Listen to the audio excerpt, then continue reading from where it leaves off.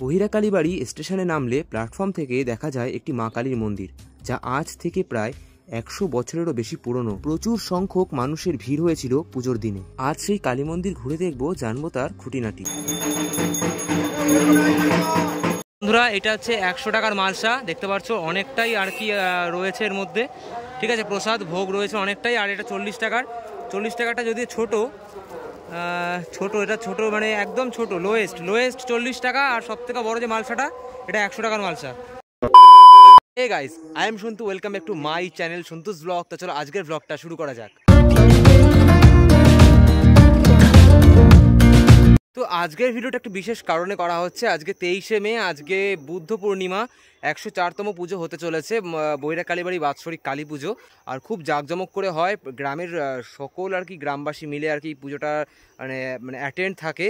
আর প্রায় 600 জনকে আজকে খাওয়ানো হবে। তো এটা একটা খুব একটা ইউনিক ব্যাপার। তো পুরো গ্রামবাসীকে আজকে বসিয়ে খাওয়াবে। আর আমার মেসো আর কি পুজোর দায়িত্বে রয়েছে। আর এই পুজোর কাহিনী সম্পর্কে কিছু আমি আর কি তোমাদেরকে ভিডিওতে দেওয়ার চেষ্টা করব, যদি পসিবল হয় তো, মানে সম্ভব হয় তো তোমাদেরকে তখন ভিডিওতে দেওয়ার চেষ্টা করবো। আর আমি এখনও পর্যন্ত রেডি হয়ে উঠতে পারিনি, দেখতে পাচ্ছ এখনও স্নান করিনি।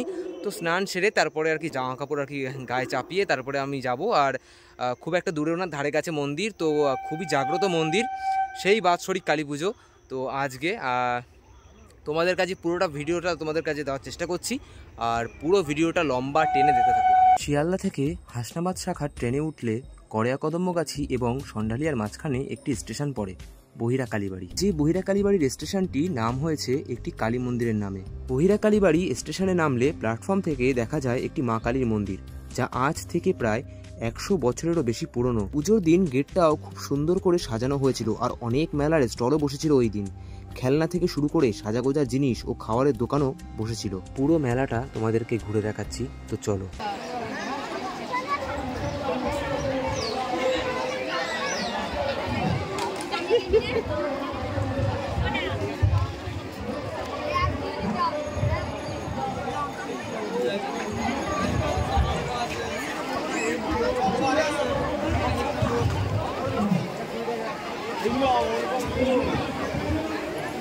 বহিরা কালীবাড়িতে প্রতি বছরের মতো এই বছরও বুদ্ধ পূর্ণিমার দিন খুব বড় করে কালী পুজো হয়েছিল। শ্রী রক্ষাকালী মায়ের মন্দির বহিরা কালীবাড়ি। এই মন্দিরের মোট 9টি চূড়া ও রত্ন রয়েছে। প্রচুর সংখ্যক মানুষের ভিড় হয়েছিল পুজোর দিনে।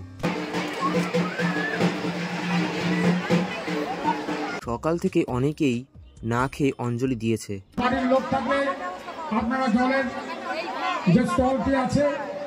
জল ছোলা বাতাসা যেখান থেকে দেওয়া হচ্ছে সেখানে চলে যান। আবার তাছাড়া ইতিমধ্যেও মালসা অর্থাৎ ভোগ নেওয়ার জন্য অনেক দূর পর্যন্ত মানুষের লাইন লেগেছিল একভাবে। আর এই হলো সেই বহিরা কালীবাড়ির মা রক্ষাকালীর মায়ের মন্দির। মায়ের কাছে শুধু একটাই চাওয়া, মা যেন সবাইকে ভালো রাখে।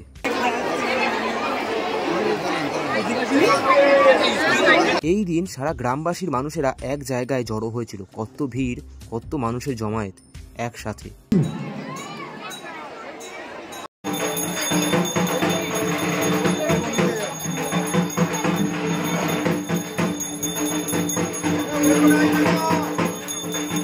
বন্ধুরা, এটা হচ্ছে 100 টাকার মালসা, দেখতে পাচ্ছ অনেকটাই আর কি রয়েছে এর মধ্যে।